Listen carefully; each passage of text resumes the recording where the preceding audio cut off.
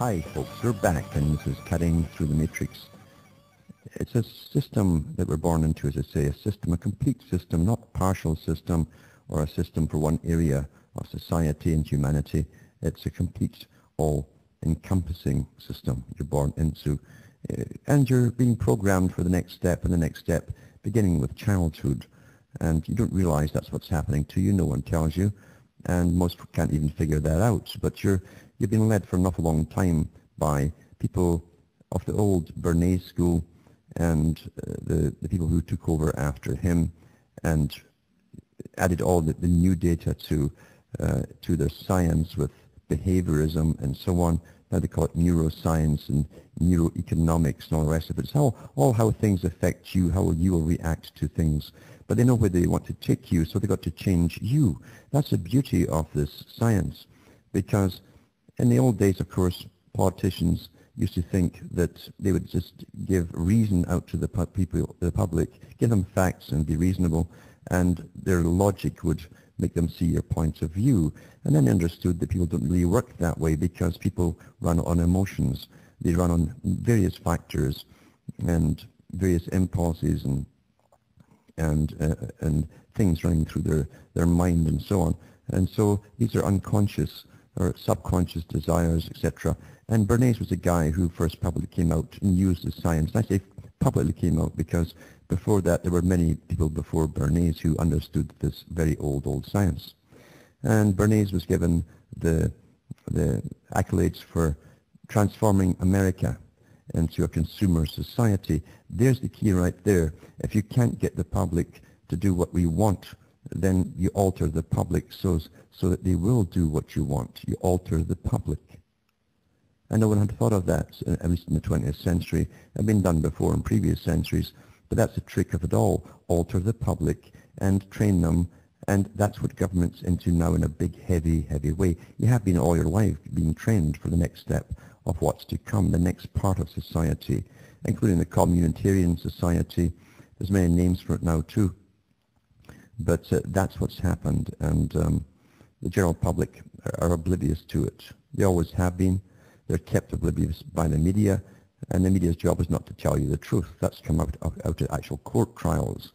That the media's job is not to tell you, the public, the truth. That there's nothing in any law that says news must tell you the truth on anything. It's an arm of government. And of course, accompanying that too, you have the entertainment industry, the vast, incredibly well-organized entertainment industry that can make you laugh and cry and make you angry and implant many things in your head. And that's how you do it too. You embed something you want the public to think about and be this way, and that'll be their opinion. You embed it along with an emotion. So it's emotive embedding, they call it. And that's really what the movies and so on are all about. And they can also, through the culture industry, debase you to such an extent that just like in ancient times, the truly pagan people, they're into all of debauched culture, were easily ruled over by their masters, whether foreign masters or their own masters, didn't matter. They were easily managed. And that's what you want to do if you want to bring down a society at a certain time too. You give them quite a few years of this preparation, and you alter them in such a way so that they'll behave the way that you want them to, exactly as Bernays talks about in a few of his talks. So it's an ongoing procedure, as we see, ongoing all the time. The mind job has been done on the whole world's population since 9/11 is nothing short of fantastic, and the guys involved should really get all the Oscars and all the big awards from the United Nations as well for doing such a fantastic job in brainwashing the public into such a state that they can't remember where bin Laden was supposed to even be living, if he was indeed even living, and if it had anything to do with 9/11 at all. Because I can remember at the time Afghanistan was the country they wanted to attack. They'd already said that 10 years previously with a New American Century group that was in government when Bush was there. And they wanted to attack Afghanistan and then Iraq and then Iran and then Syria. And Israel actually wanted them to continue all right down through the whole lot of them without stopping, in fact. That was in the papers at the time for those who have memory. But it's astonishing that they actually did polls in Canada to see if the American public thought that Saddam Hussein had anything to do with 9/11. Because the U.S. swung its guns once it was into Afghanistan, it swung its guns on Iraq, and the next thing you knew, the Americans really started to believe, through nothing but media propaganda, that it had always been Iraq who was behind it, and it had always been Saddam Hussein. And they did polls, and they published them in the Canadian mainstream papers, and said that within a few months, the American media had been able to convince the most of Americans that it had nothing to do with Afghanistan, that you've forgotten all about Afghanistan. It was Iraq, it was a problem all the time. That's the power of propaganda and repetition. It's really astonishing. Now it's so easy with the internet to constantly have the pulse on the public and what they're twittering and tweeting to each other, like little birds in a tree, a lot of chatter, but they have no power whatsoever. They just don't know it. But they know exactly what you're talking about and complaining about, and they know when to switch their gun sights on any other country, like Iran, for instance, when you're ready for it, when you're not. And they always do it when you're up to your eyes in new taxes and big regulations coming down the pike. And to be honest with you, most people, and I've got to say this, most people really don't care about those people abroad getting blown up and killed. They really, really don't care. They really don't care at all. Most folk don't. And of course, because they've been basically diffused, you might say, no one will care when they get slaughtered too. I used to think of the Soviet Union, and I've seen enough of the horror films that have come out of there, the documentaries of, miles of bodies and incredible efficiency of which they killed people and disposed of them. It was incredible. It's like factory work almost, the way they did it. And of course, we know that the Germans copied the Soviet system, and Germany sent teams, Nazi Germany sent teams to the Soviet to learn how to do it. But they never got all of it. They were never anywhere near as efficient. And that continued after World War II as well. And I've never forgotten these scenes. I never will forget these scenes, because there's certain things you must remember, or it will definitely happen again. And I honestly think we're all being led by the debauched society they have created. We're being led into the very same kind of system and scenario where mass culls could very well be done by governments on their own people. I really, really do believe that. They'd prefer to do it the slow way. They've been doing it for ages, vaccinate the West, kill them slowly, not all at once, for instance, with vaccines, and change their food until they all have cancers of the stomach and so on. So with GMO food. But they really don't get the big picture at the bottom at all. They still think things, because they've been trained into this new form of paternalism. They're being well taken care of. Big Brother really is here, you think, and you've got rights and so on and so on and so on. Even though, if you simply watch and scan the occasional piece of news with riots in different countries, more in Greece, Britain's going through its riots with students who've got massive cutbacks in their funding to get to university. And you see the brutality of the police now. Since the 80s, the police have changed drastically, and Britain and elsewhere, all at the same time. They changed from being peace officers to enforcement officers, and that was no mistake. That was to get the message out to you that a guy who wears black is the executioner. The change from blue to black uniforms. Black has always been the executioner. So you're being trained towards something. And going back even further, the wonderful, great front group, the United Nations, with the statistics, etc., have been churning out statistics from the 60s saying that the gap between the rich and the poor is widening. And with this new system that was coming in, of course, what they meant really was to replace all the industry that you would have once it was going to China, which is electronics or computerization, service industries. They knew that eventually it would only last for so long, and then the riots would start. So the boys at the top are not stupid. Never ever think for a second they are stupid. I'm not talking about the politicians, by the way. But never ever think they're stupid and they don't know what they're doing. They're just handling things as it comes along and dealing with the crisis as it come along. Never make the mistake of thinking they're stupid. They're very, very clever people who are hired. They scour the world for the think tanks, the guys who work for the think tanks, who scour the whole planet. They find the right personalities, you know, the cold-blooded psychopathic types who can dissect society or an insect. It's all the same to them. And decide what kind of way to handle the public to get them to this stage, to the next stage, to that stage, and to accept this, that, or whatever. And what you have to do, of course, as I say, is create a debauched society where there's no morality anymore. You know, the old way of giving morality was through churches. And you can say what you want about churches. They certainly they were not saints, believe me, that ran the churches.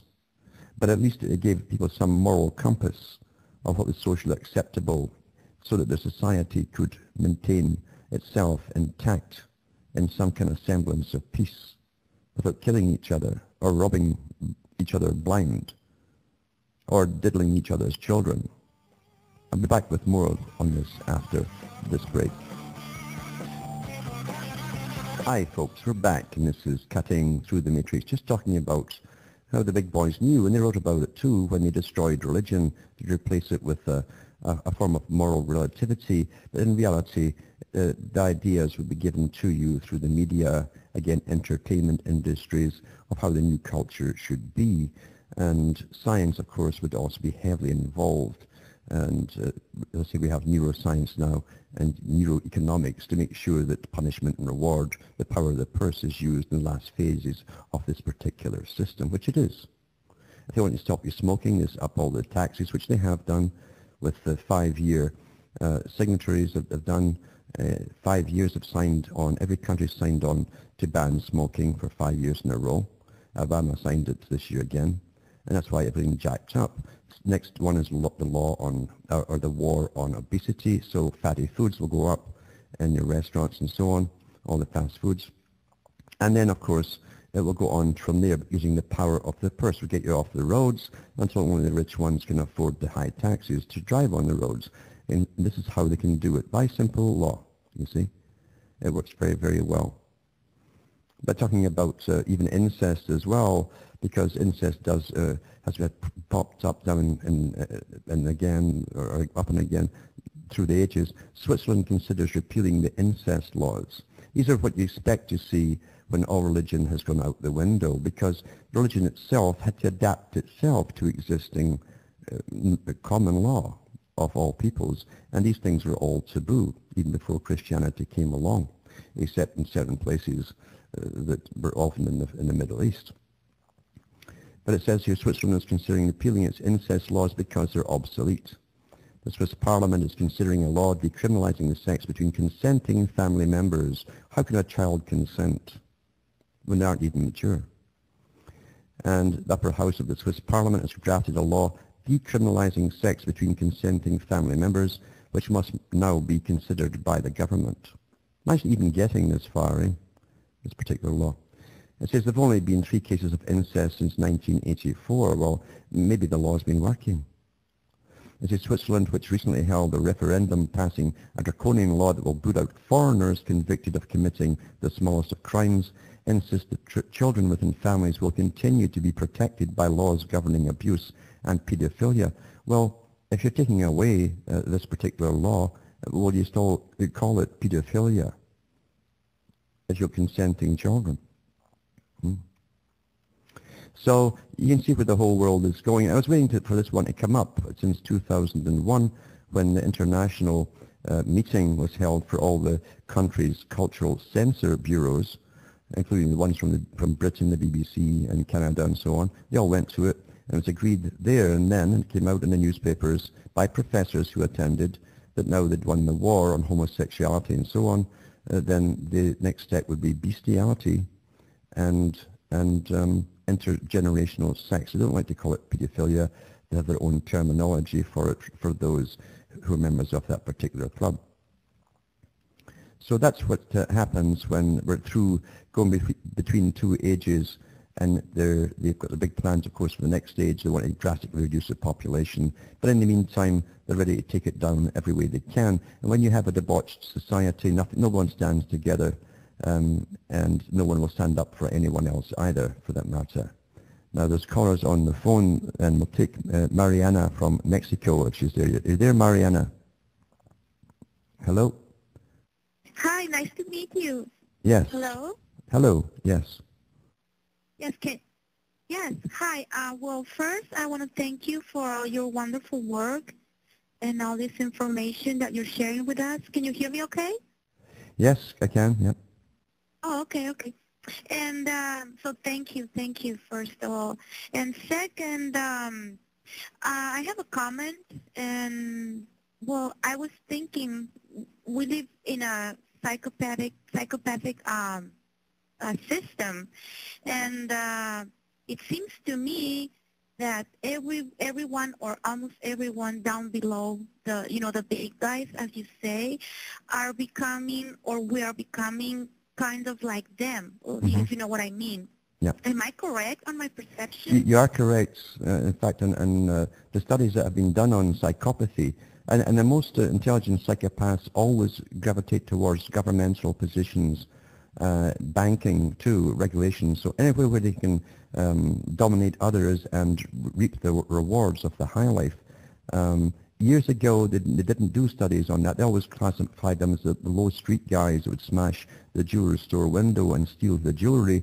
And it wasn't until Henderson Gillespie did published studies on higher level psychopaths, and they found that there's far more went into governmental positions, even to your local level, because they don't see life as you do. But what they do when you have a psychopathic system, and a monetary system especially, is what they really bring into effect.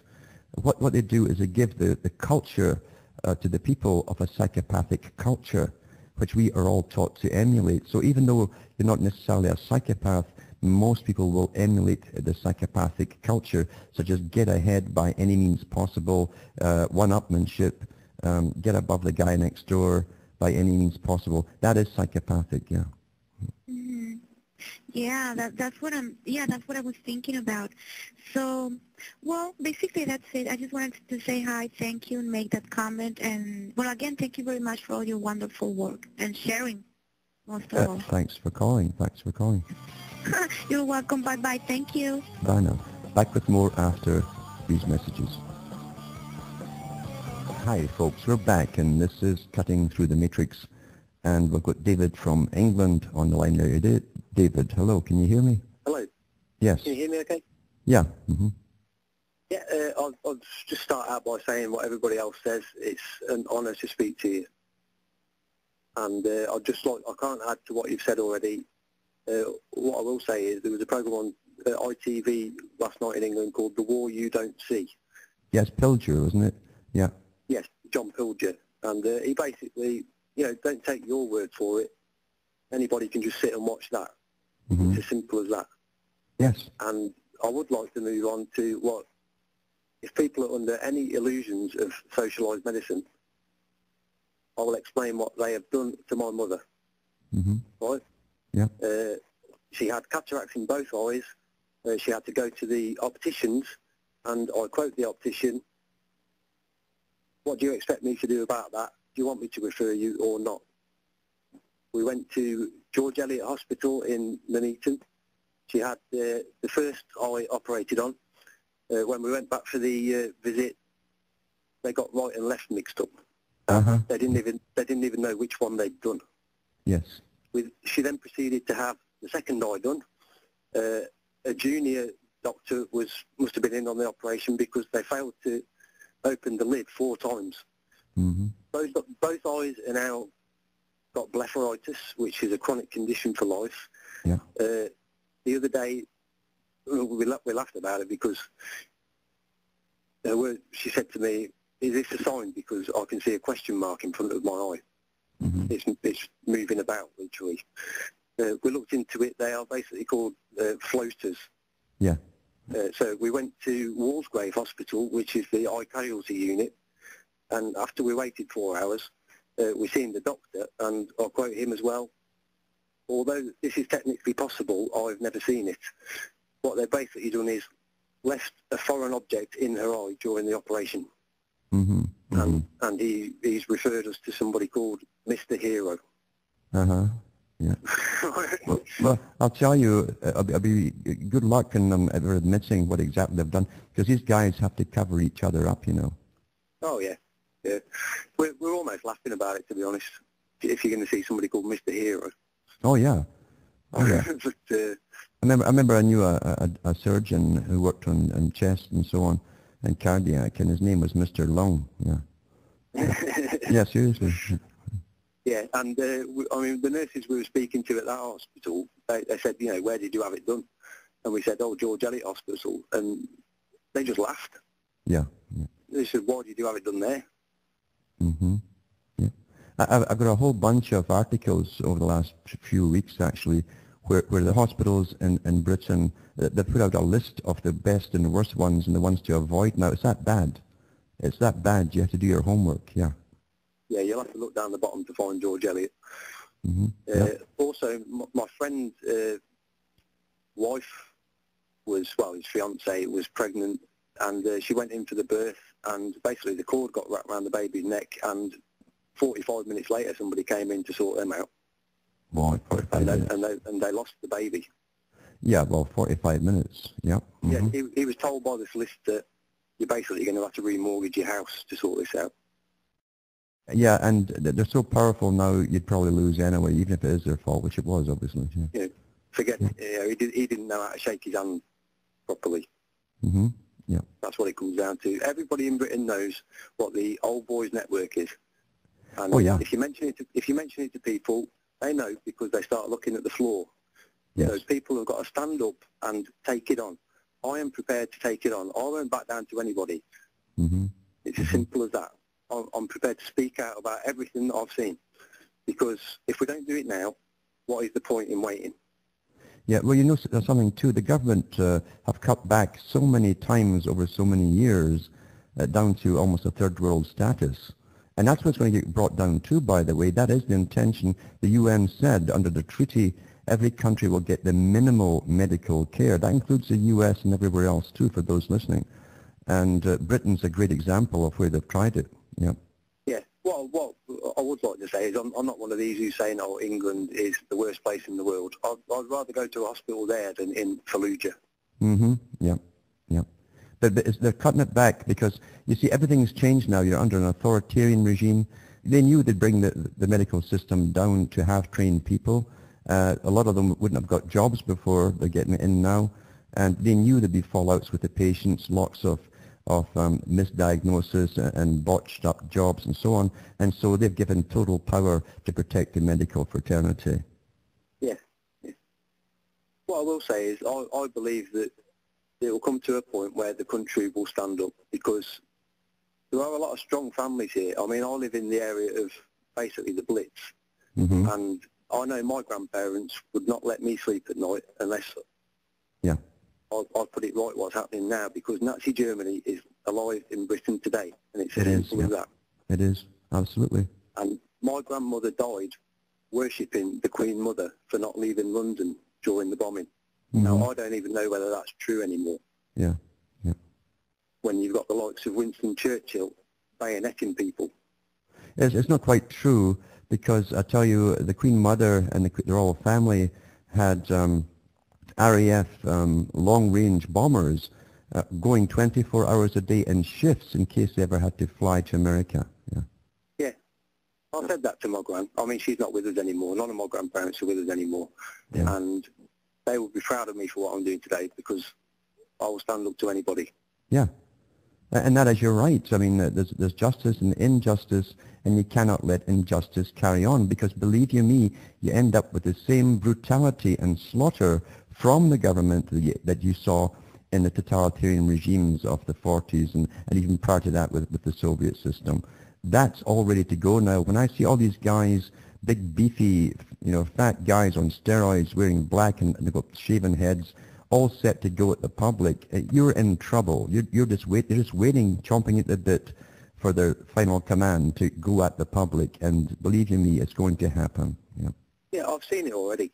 I've worked 24-hour shifts looking after a man in a wheelchair, and I've had security staff in restaurants ask us to leave because somebody's complained that they don't want to look at him eating. Yes, yeah. Right? And now the council are prepared to throw this man out on the street. Mm-hmm.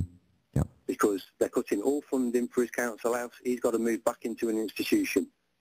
I've read that too, yeah. Yeah, and I'll tell you now, if they try and do that, the police are going to have to, I don't know what they're going to do to get through the crowd that will stop them doing it. Mm-hmm. Yeah. And meanwhile, Britain, through the EU, is building roads in Poland, giving medical aid to build hospitals in China, but you can't look after your own people. Yeah. Exactly. And I could go on. I've got a lot more to say, but I'll let other people get on, and I'll just thank you for everything you do. And I've tried to support you when I can. I've bought your books. I'm sure you've told me you appreciate that. So yeah. I'd just like to say thank you for all that.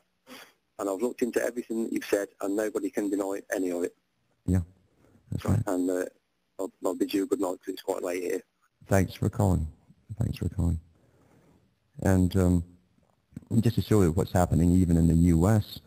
With medical care, because they've been cutting it back for a few years, and because I'm in touch with a lot of people in hospitals who fill me on what's actually happening, and before this socialization of medicine, they were already working it in gradually through different hospitals. But here's where it's coming to there too.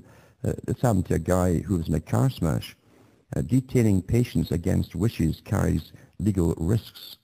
And it says a man who was injured in a car crash and later misidentified as a cancer patient due for surgery alleged that he was roughed up and illegally detained when he tried to leave the Maryland hospital where he was being treated.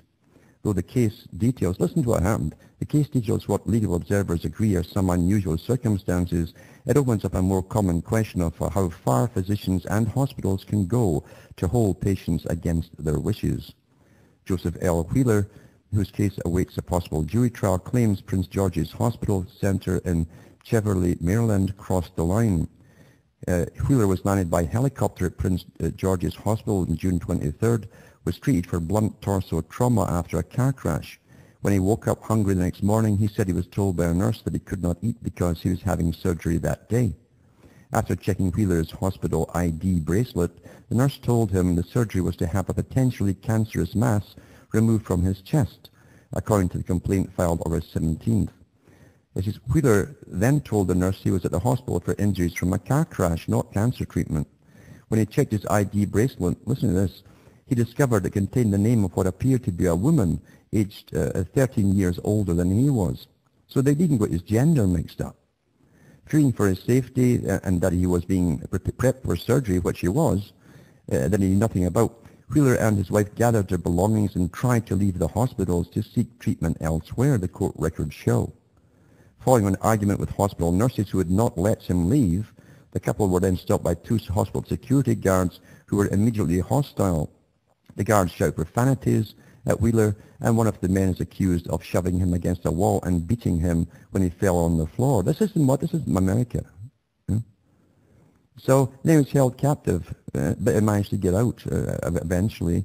But how lucky, he'd had organs removed that were okay. They thought he had a mixed up with some female. And of course the computer can't lie, regardless of what you look like and there's hair growing out your chin. It doesn't matter, the computer is always right. I mean, this is the system we're living in. It's happening more and more and more often. But when you get to the state of Britain, and Americans don't know what's designed for them, I do. I know what's designed for them because, you see, I've got the report here from the RAND Corporation. And the U.S. government asked the RAND Corporation to look to find the best National Health Service type of system to save them money that they could possibly find. And the RAND copied pretty well verbatim that of Britain. So that's what you're going to get for your great healthcare system. But again, it's under the United Nations Charter, under the World Health Organization. You have to get the minimal of care possible, because we're all interdependent, you see, across the whole world now, for those who haven't quite figured it out. Now there's Robert from Arizona. Are you there, Robert, on the line? I am, Alan, and thank you for taking my call. I'm a first-time caller, but I've been following your work for quite a long time. But I definitely, from everybody's work that I've been following for quite a long time, I see the convergence of this tyrannical system really coming into play now. It's more than evident. I mean, I was listening to Alex Jones today, and I don't know if you got a chance to listen in at all, but he had Pastor Williams on today, and he had some quite revealing news, which I already knew was in the playbook, but he just brought it forward about how they're going to collapse the euro. I think it's going to happen very quickly, and I believe, in my point of view, from what I've been reading and seeing, I think it's going to happen within the next month, but that's my opinion. I could be wrong, but that's the way I'm seeing it. But whether it's the euro fall or collapses or the United States collapse, it's hand in hand. It's more than evident. The handwriting's on the wall, my friend. Yeah.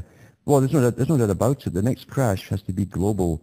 And again, to get this idea, we're all in it together now. We're all interdependent. And that's the way they will play the next one out. I've no doubt about that. All you're doing is going through a script, you understand. The people at the top are not stupid. They plan sometimes 50 years ahead for different parts of the agenda. Oh, definitely. I would say well over 100 years. I would say this plays back at least 250 years. Oh, they wrote about it 250 years ago, the kind of system and society they wanted to bring in. And it was not to be what you thought was a democratic system as such.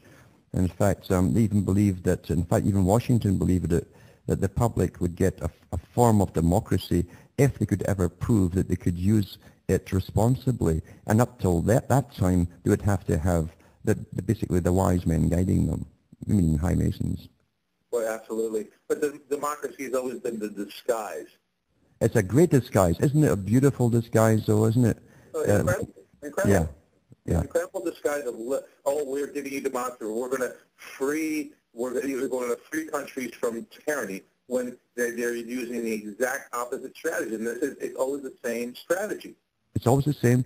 And then again, too, you're taxed to the limit because you got to help your fellow man, and maybe 2% of what they tax from everything, all the thousands of taxes out there, actually goes to what they claim it goes to. The rest goes into their pockets and into their big businesses and so on, and the Swiss bank accounts. Absolutely, Alan. The one thing I would love to interject here is this, that everybody, well, not everybody, but a good majority of us have already figured out that if we simply stop playing their game, there is no more game to be had. Mm-hmm. No. And if we just simply, I look at Gandhi. The man was a true leader of peace. A true leader of peace. He was able to do something that no one had done on the planet. If we just simply say, we're not going to play your game anymore, it all ends for them. Mm-hmm. Here's the problem today. Everyone, and this is carefully prepared for this time too, by the way, again using the Bernays-type strategies, they've divided and conquered everyone into a hedonistic society where everyone's out for themselves. And they've tried to destroy very well the whole culture of each nation, so you won't even stand together as a people for yourselves, to save yourselves. That was all designed for what's coming up today. Well, that's correct. Always divide and conquer. And also in India, remember too, you still had a division of basically Hindu and Muslim, so they worked that out together, okay.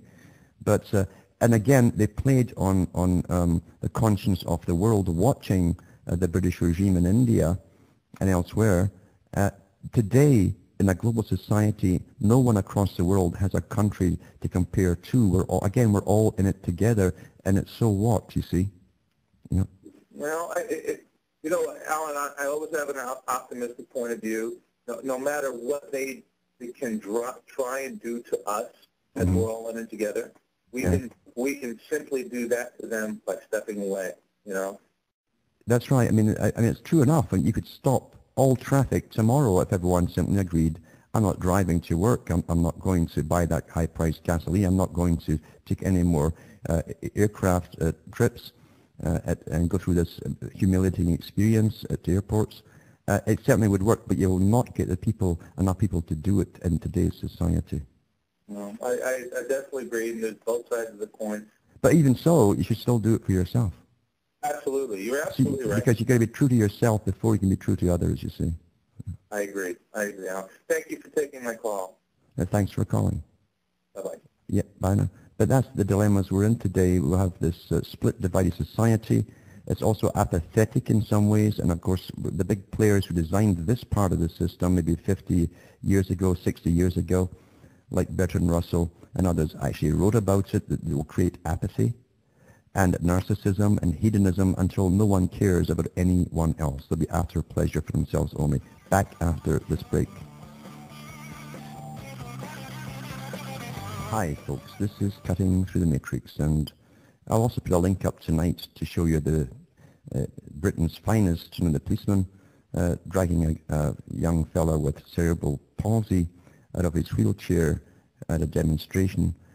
Twice he did it in fact, and they dragged him across the concrete and all the rest of it and dumped him like a bag of garbage. That's what you've got dealing now with law enforcement, because I've watched 20, 30 years of blood guts movies, you see, and SWAT teams in the movies and the guys in black, and these particular creeps wanted to be that because of the bullies at school. They're not so much bullies at school because they need a gang. They're not loners, these cops. They need a gang to be with where they're all uniform, one form, you see. We're all one fraternity to back each other up. But they're very brave, and you'll see them dragging this cerebral palsy fellow in a wheelchair. And the cops, of course, are trying to say that he was charging them with a wheel. The guy can't even push it himself. He can't even turn the wheels on it. But this is the society we're living in today, when the last right you have in the supposed fictitious democracy is the right to protest. If you don't have that, you have nothing. You have nothing. Always remember that too. And the message is loud and clear. They don't want protests anymore. You're under an authoritarian system, as the Club of Rome said they'd bring in years ago. Back in the 70s, they said democracy doesn't work. There's too many conflicting parties. We can't get our agendas through, so therefore we're bringing in authoritarianism. And you're all being trained by so many numerous news reports into apathy, as Russell said they would create, and he wanted that, of course, as part of this system, and to simply go along with an authoritarian structure. That's the system you're in. And they need an authoritarian system for the new communitarian living that they're bringing into countries like Britain and across Europe and the US and Canada, where little officials, appointed officials, will be your new commissars over you. And everything eventually will be rationed under austerity, you see, except for all the greenies who brought all this in, who live high on the hog, because they're special people and they can't live like you. They've got important people to meet and dignitaries to meet, and they've got to have a lot of cash and big houses and so on, maintained by your tax money, just like Plato said in the Republic. Far better to have the public pay for your palaces, maintain your horses, replace broken items, pay for all your food, than you actually own it yourself. That's what you're in. Amazing, isn't it? Amazing. Then you have the new House Financial Chairman in the U.S. Great name this guy's got. I've mentioned him before. An Alabama Republican, Spencer Backus, after the Bacchanalian Festival, for those who know what that is. The incoming chairman of the House Banking Committee suggested Congress and federal regulators should play a subservient role with the banks. He says, in Washington, the view is that the banks are to be regulated, and my view is that Washington and the regulators are there to serve the banks, Backus told the Birmingham News in an interview. That's the world you're in today. And these guys' egos today are sky high, you see, because they're on a roll. They feel there's nothing to stop them now. Technically there isn't, unless the public always says, to hell with you, we're not going to use your cash anymore. Bring the whole place to a standstill. But again, that's a bit of fantasy there. Because you always get the scabs used to cause them to cross the line. Well, I'm okay. I want to carry on like this. And unfortunately, most folk do as well. Having fun, too much fun, you see, till it's their turn. And then it's screaming like stuck pigs. From Hamish myself from Ontario, Canada, it's good night to me, your God or your gods go with you.